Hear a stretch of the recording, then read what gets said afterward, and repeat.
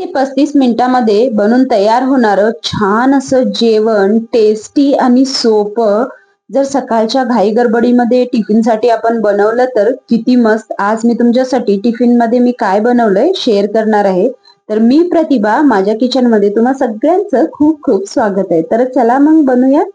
इथे 1 वाटी मसुरीची डाळ घेतलेली आहे मी आणि ते स्वच्छ असं धुवून थोडा वेळ आपण भिजवण्यासाठी ठेवायचं. ते भिजेपर्यंत आपल्याला कढईमध्ये तेल आणि तेजपत्ता घातलेला आहे. आता कांदा घ्यायचा. कांदा चांगलं फ्राय झालं की थोडंफार आपल्याला ठेचा घ्यायचंय की ज्यामध्ये लसूण, हिरव्या मिरच्या आणि कोथिंबीर चांगलं फ्राय करायचं आपल्याला. चांगलं गोल्डन ब्राऊन झाल्यानंतर त्यामध्ये मीडियम साईजचे 3 टोमॅटो घ्यायचं आणि चांगलं कट करून हे टोमॅटो आपल्याला चांगले स्मॅश होईपर्यंत ठेवायचं. त्यानंतर खडे मसाले म्हणजे बेसिक्स मसाले घालायचे. जिरा पावडर, धनिया पावडर, हळदी पावडर आणि लाल तिखट घालायचं.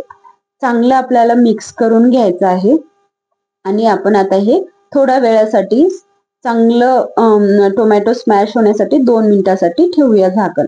त्यानंतर चांगले टोमॅटो स्मॅश झालेले आहेत. खूप लवकर बनून तयार होते ही भाजी. आणि हे जे आपण डाळ भिजवलेली होती चांगलं पाणी निथळून आपल्याला हे डाळ सगळी घालायची आहे आणि चांगलं मिक्स करायचं. आता या डाळीमध्ये पाणी घालण्यासाठी मी पाणी गरम केलेलं आहे. तुम्हाला जितकी पातळ घट्ट हवंय तितकं तुम्ही पाणी घालू शकता. चांगलं आता पाणी घातल्यानंतर आणखी एक वेळेस आपल्याला मिक्स करून घ्यायचं आहे.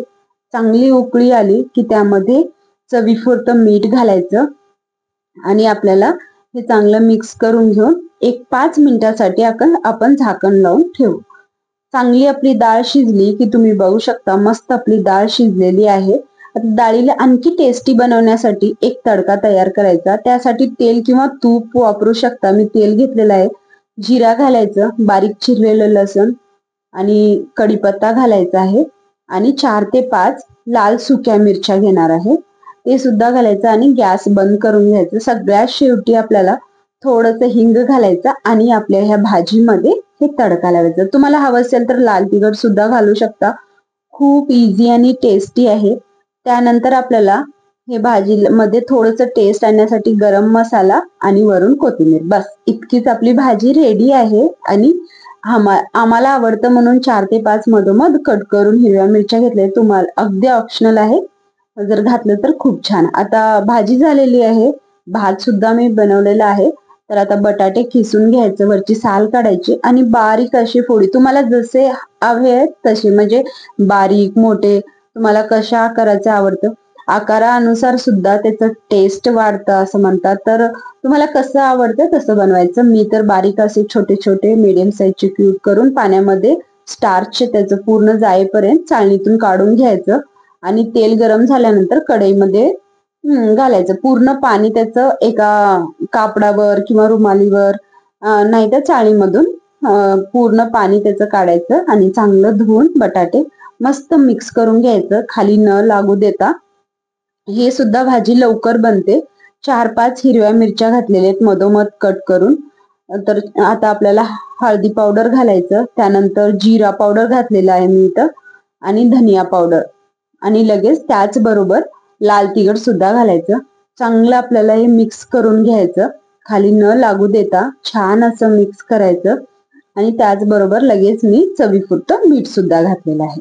चांगलं मिक्स झालं की मग आपल्याला ह्याच्यामध्ये ओल्या नारळाचं खिसून मी खोबर घेतलेलं आहे. तुम्ही सुक्या नारळाचं सुद्धा घेऊ शकता, पण ओल्या नारळानं चव आणखी छान लागते. आणि कोथिंबीर घालायचं. मस्त आपली भाजी रेडी आहे. कशी वाटली तुम्हाला भाजी? किती लवकर, मस्त इझी असं बनवायचं.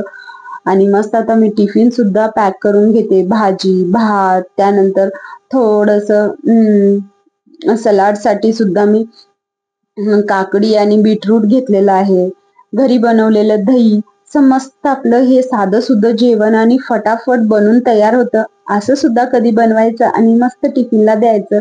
तर कशी वाटली रेसिपी आवडल्यास नक्की लाईक करा आणि सबस्क्राईब सुद्धा करा. भेटते मी तुम्हाला.